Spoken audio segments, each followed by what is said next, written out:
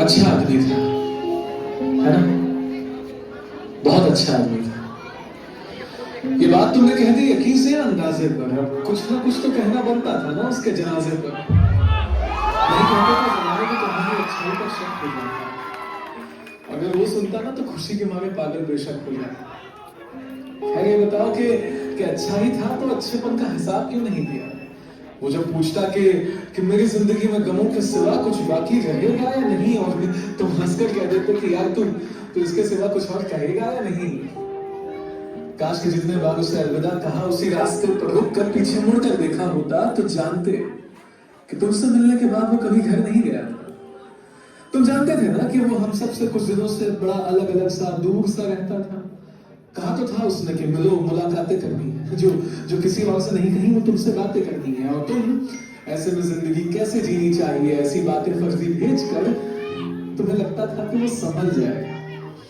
पर वो तुम्हारी चीजों को पढ़कर सोचता था कि मेरे पास ही हंसने की हसरत क्यों नहीं है, एक जिंदगी में मेरे सिवा ही किसी को मेरी जरूरत क्यों नहीं है। जरूरत है। काश के उसे एहसास दिला दिया होता, काश के उसे एहसास दिला दिया होता, बिना वजह गले लगाकर पास बिठा लिया होता। काश के उसके लिए ही उससे लड़ लिया होता, उसकी घर की दीवारों से ज्यादा उसकी उस डायरी को पढ़ लिया होता तो जानते कि उसकी आंखों में कोई सपना नहीं था। उसके अपने बहुत थे पर उसका कोई अपना नहीं था। काश के हम में से कोई तो उसके घर पर वक्त पर पहुंचा होता तो उसने उस दवाई की शीशी को खोलने से पहले कुछ तो सोचा होता। काश। कहते हैं रिश्ते बांधते हैं ना, तो उसके घर में वो जंजीर मौजूद थी। जिस मेज पे दवाई की शीशी थी वहीं माँ पापा की तस्वीर मौजूद थी। जब तक वो था तब तक तो मिले नहीं, आज आखिरी अलविदा कहने आए। खैर जब उसके कब्र पे फूल चढ़ाने जाओगे उसकी आखिरी मिट्टी से एक आखिरी आवाज आएगी।